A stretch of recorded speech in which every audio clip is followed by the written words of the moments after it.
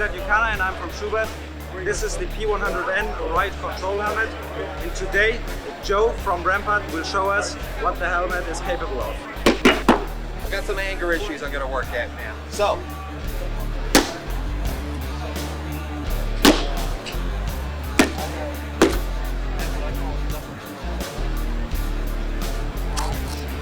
you'll notice after multiple impacts, there's been no perforation or damage to the liner of the helmet whatsoever. The reality is this helmet's designed for impact weapons, obviously. It's designed for caustic agents, obviously like acid.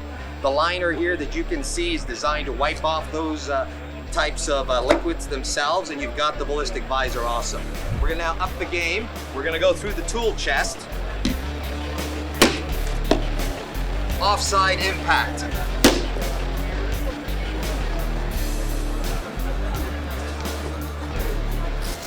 Notice once again, there's no damage to the inner liner whatsoever. We're now gonna go with the baseball bat.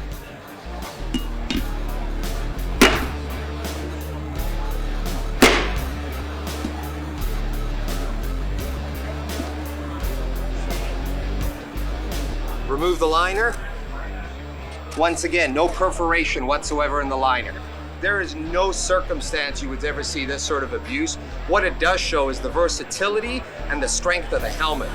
We've just gone through multiple types of impact weapons. There's going to be obvious some trauma, but you have to look at the shape of the helmet itself. We're now going to up the game. I'm a big believer in the outdoors, so we're going to go to a nice axe.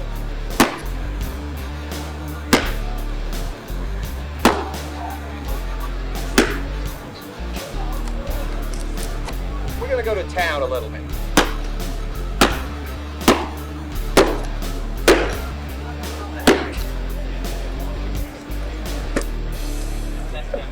You're only now starting to see perforation, and it's not perforation, it's an actual buckling. So what you're getting though, you'd still be protected. But let's be realistic, no one's gonna stand there alive there and get hit repeatedly. What it does show is the strength and integrity of this helmet. And it's all about protecting the end user. If the end user isn't protected properly, how are they going to defend themselves or others around them?